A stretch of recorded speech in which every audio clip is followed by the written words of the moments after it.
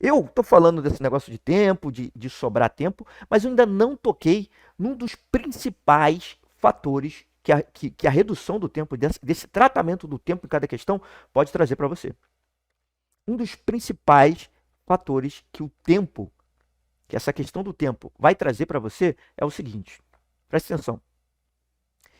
É que você vai utilizar o tempo que você demora em cada questão como indicador do seu progresso. Então, olha só, vamos supor que você esteja começando agora a estudar para matemática no Enem. E você quer atingir 847 pontos em matemática no Enem, porque você já sabe que isso vai alavancar a sua média geral e também você não quer se preocupar com a teoria, justamente para que você não fique ansioso, para que você não fique dedicando muito tempo à matemática e não sobre tempo para você estudar para outras matérias, certo? Você está aí. Então você está no início da sua preparação e aí você percebe que está demorando muito tempo para fazer essas questões, as questões de matemática, as questões contextualizadas. Porque nem todas as questões que você vai fazer são questões do Enem, mas todas as questões que você vai fazer são questões no estilo do Enem. Beleza, e você está demorando muito. Você até acerta, mas demora muito.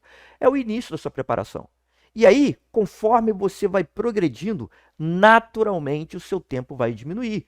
Então, talvez você ache que tem que utilizar como parâmetro o único fator que você vai usar como parâmetro para você ver se você está melhorando ou não é o seu número de acertos no simulado. Mas não precisa ser assim, o número de acertos no seu simulado, só o número de acertos no simulado.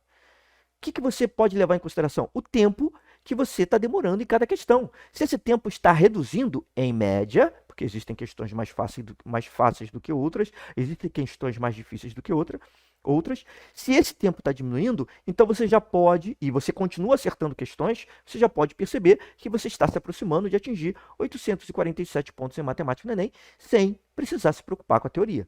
Certo? Então, esse é um fator que eu acho essencial no tempo, você utilizar o tempo como indicador, né, do seu desempenho, da sua evolução.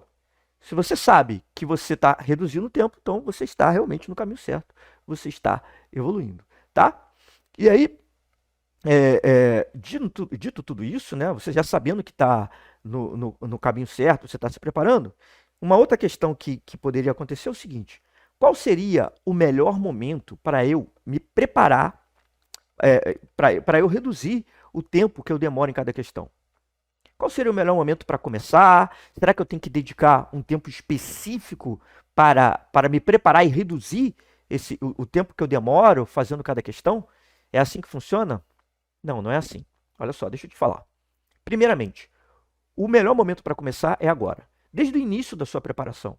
Quando você começar a se preparar, você já tem que focar no tempo. Você não pode esperar condições ideais. Não existe um momento ideal para você começar a tentar reduzir o seu tempo. É no início. E uma outra coisa que eu tenho que fazer é o seguinte: você não vai precisar dedicar um tempo especial para trabalhar essa questão do tempo. Não é assim que funciona.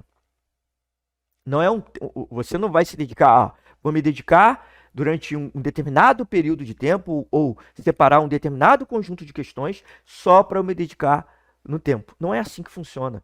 Isso é durante toda a sua preparação. Quero que você fique claro também para você o seguinte, que existem momentos da sua preparação.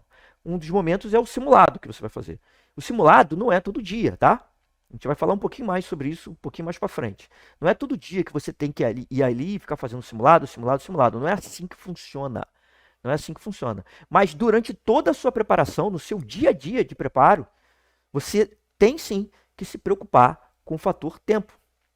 Você precisa se preocupar com o fator tempo se você quiser atingir 847 pontos em matemática no Enem, sem se preocupar com a teoria, tá? Então, durante toda a preparação, você tem que se preocupar com isso, com o tempo, para que você melhore, para que você alce, vá sempre voando mais alto, né? Até atingir 847 pontos em matemática no Enem. Agora, olha só.